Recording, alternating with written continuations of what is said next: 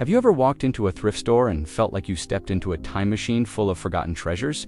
One person's dusty donation is another person's holy grail. Today, we are diving deep into the wonderfully weird world of thrift stores. From their surprisingly noble beginnings to the chaotic, colorful empires they have become.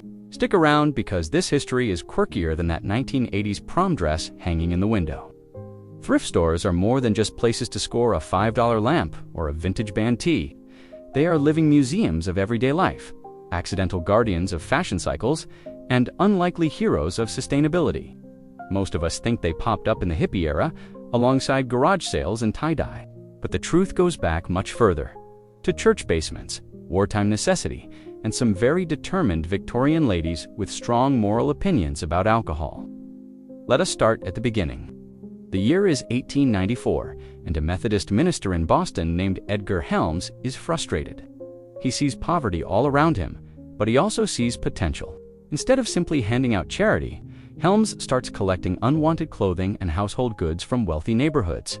He hires the very people he wants to help to repair, clean, and resell those items. The money earned goes straight back to the workers. He calls his operation the Goodwill Industries. That single idea, turning donated junk into paid work and affordable goods, becomes the blueprint for almost every major thrift chain we know today. Across the ocean, the Salvation Army is already doing something similar in London. By the late 19th century, they are running salvage brigades that collect rags, bones, and broken furniture from the streets. They sort everything in massive warehouses, nicknamed cathedrals of rubbish, and sell what they can. Oxfam opens its first permanent charity shop in 1947 to raise money for war-torn Greece. Suddenly, buying secondhand is not just practical, it is patriotic. Fast forward to the 20th century, world wars force everyone to reuse and recycle. Rationing means people mend clothes instead of tossing them. After the war's end, the habit sticks. The 1950s and 1960s bring suburban sprawl and the rise of planned obsolescence. Suddenly, perfectly good stuff floods out of middle-class homes and into church rummage sales.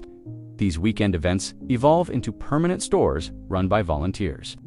The term thrift shop officially enters American English in the 1920s, but it explodes in popularity during the Great Depression, when buying new becomes impossible for millions. The 1970s and 1980s add the cool factor. Vintage clothing becomes a statement against fast fashion, before fast fashion even has a name. Hippies raid thrift racks for bell-bottoms and military jackets. Punks tear up old wedding dresses and dye them black. The 1990s bring grunge, and suddenly a 25-cent flannel shirt is runway-worthy. Macklemore and Ryan Lewis did not invent thrift shopping in 2012. They just reminded an entire generation that popping tags is fun. Technology changes everything again. Online thrifting platforms appear in the late 1990s, but brick-and-mortar stores fight back with better curation.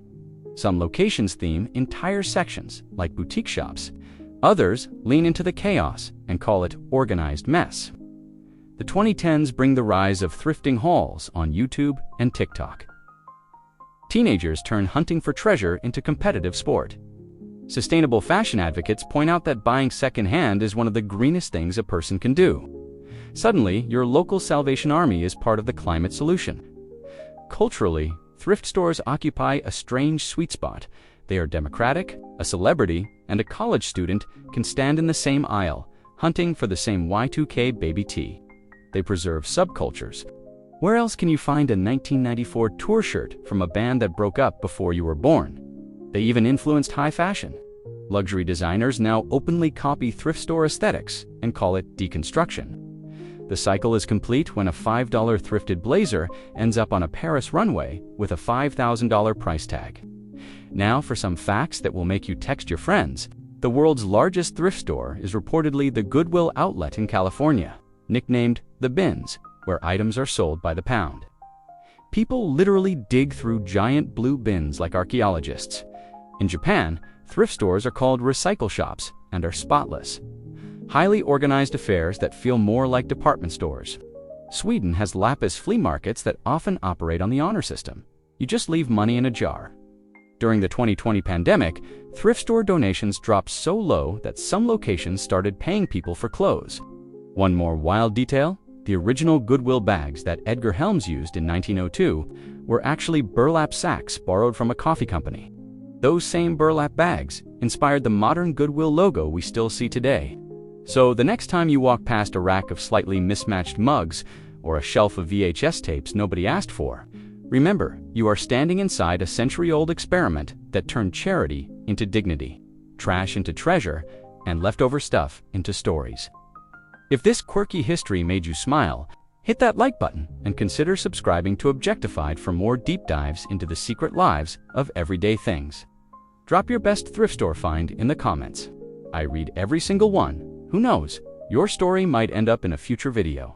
Thank you for spending this time with me. Go forth and thrift responsibly.